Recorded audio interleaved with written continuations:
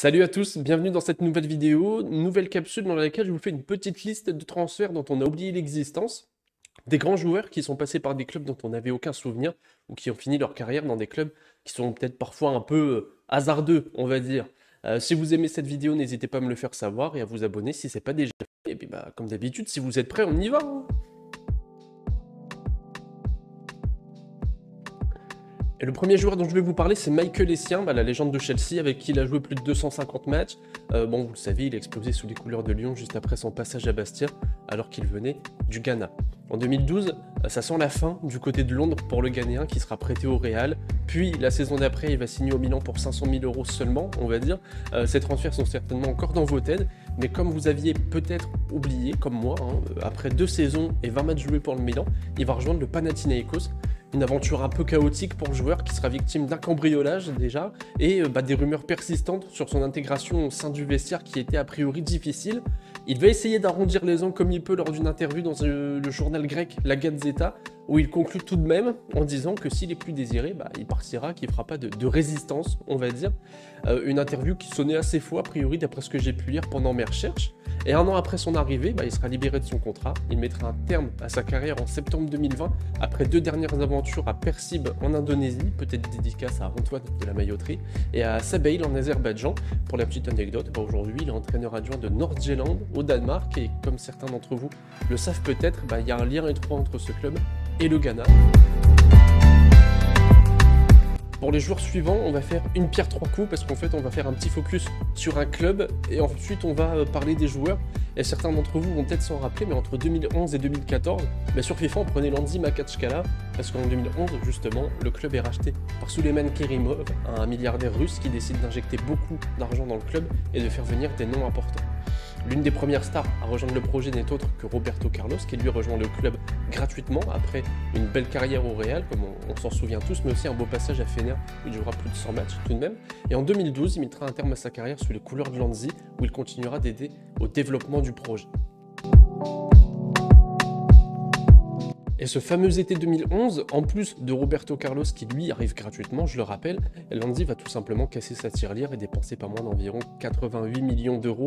Entre autres, il y a Mehdi Carcela González, Balas Duzak ou encore Mbark Boussoufa qui rejoignent le club. Mbark Boussoufa, je le rappelle, 5 étoiles geste technique, on n'oublie pas, mais la véritable figure de proue de ce mercato s'appelle Samuel Eto'o, recruté pour 27 millions d'euros en provenance de l'Inter Milan. Le club il déroule tout simplement le tapis rouge, salaire à 20 millions d'euros par an, des primes de but et de passes décisives, un entraîneur particulier lorsqu'il rentre vivre à Milan pendant les longues périodes de trêve du championnat russe et un jet privé. Il y jouera, il sera performant jusqu'en 2013 où le club du Daghestan lui demandera de diviser tout simplement son salaire par 3 s'il veut continuer l'aventure en Russie. Un ultimatum qui va pas plaire au Camerounais, lui qui en 2020 de toute façon avait déclaré qu'il avait évidemment signé pour l'argent dans le club pour montrer la voie aux joueurs africains qu'on pouvait être africain et être le joueur le mieux payé de la planète. Il quittera le club gratuitement en août 2004 pour rejoindre Chelsea et José Mourinho et ensuite il passera à Everton, à la Samp et il aura aussi quelques expériences en Turquie pour finir sa carrière au Qatar. Un dernier jour pour la route et on pourra clôturer l'épisode Landzi Makhatchkala, une chevelure mythique du football européen passé par Chelsea et Arsenal. Il est actuellement à Fulham après quelques problèmes à son retour au Corinthians au Brésil.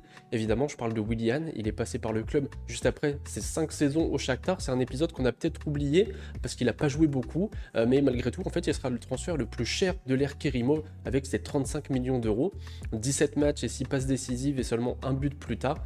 Il quitte le club 6 mois après son arrivée pour rejoindre Chelsea. La suite, on la connaît, une carrière du coup à Chelsea, Arsenal, un retour au Corinthians et aujourd'hui à Fulham. On attend de voir ce que ça va donner en première ligue. Oui, on parle bien du Socrates qui, en 2004, sortira de sa retraite pour rejoindre Carforstone en 8e division anglaise en tant qu'entraîneur-joueur. À l'époque, le club il vient d'être acheté par Simon Clifford, un homme d'affaires anglais ambitieux et entraîneur à ses heures perdues, avec pour ambition d'amener une touche brésilienne, comme moi pendant cette vidéo, on dirait, au sein du club pour l'aider à progresser. Cette mission relativement accompli, on va dire, puisque Socrates, il va rejoindre le club, effectivement, mais il va rester qu'un petit mois et avec le rôle d'entraîneur-joueur, comme j'ai dit précédemment, et que ce soit sur terrain ou sur le banc, finalement, c'est pas une réussite, il entrera officiellement en jeu une seule fois. Évidemment, ce transfert, comme celui de Kalecha ou encore Lee Sharp à l'époque, ne sont que des coups de com' qui au final n'auront pas forcément aidé le club à atteindre ses objectifs sportifs. Dernier joueur de la vidéo, Thiago Silva. On connaît tous la carrière du joueur, son passage à Milan puis au PSG, avant de signer à Chelsea. Mais moi je vais remonter à bien plus loin que ça. En 2005, le Brésilien rejoint Porto après avoir été repéré suite à une super saison avec la Juventude au Brésil. À Porto, il n'arrivera jamais à s'imposer et passera une saison en équipe réserve avant d'être envoyé en prêt au Dynamo Moscou.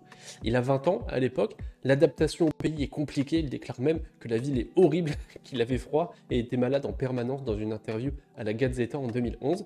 Malgré ça, il impressionne sportivement, mais rapidement le staff s'inquiète. Le Brésilien donne l'impression de ne plus progresser et semble vraiment malade au final, et c'est peu de le dire, car après avoir été examiné par l'équipe médicale du Dynamo, il est envoyé à l'hôpital à Lisbonne où une tuberculose lui est diagnostiquée.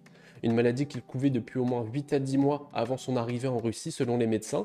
Il ne portera donc jamais les couleurs du club de Moscou et retournera au Brésil après sa convalescence où il retrouvera vite une forme physique et s'imposera comme l'un des meilleurs défenseurs du pays. La suite on la connaît, son passage en Russie l'aurait malgré tout aidé dans sa carrière. Lors d'une interview à l'UEFA en 2011, il a déclaré penser à cette situation à chaque fois qu'il rencontrait des difficultés et que ça le rendait à chaque fois plus fort. C'est la fin de cette vidéo, j'espère qu'elle vous aura plu, j'espère que vous aurez peut-être appris ou que ça vous aura rafraîchi un peu la mémoire au moins. Si ça vous a plu, n'hésitez pas à me le dire en commentaire, on en fera peut-être un deuxième épisode. N'hésitez pas à liker, à partager et à commenter la vidéo, ça donne beaucoup de soutien, ça donne beaucoup de motivation. Et puis je vous dis à bientôt pour une prochaine vidéo.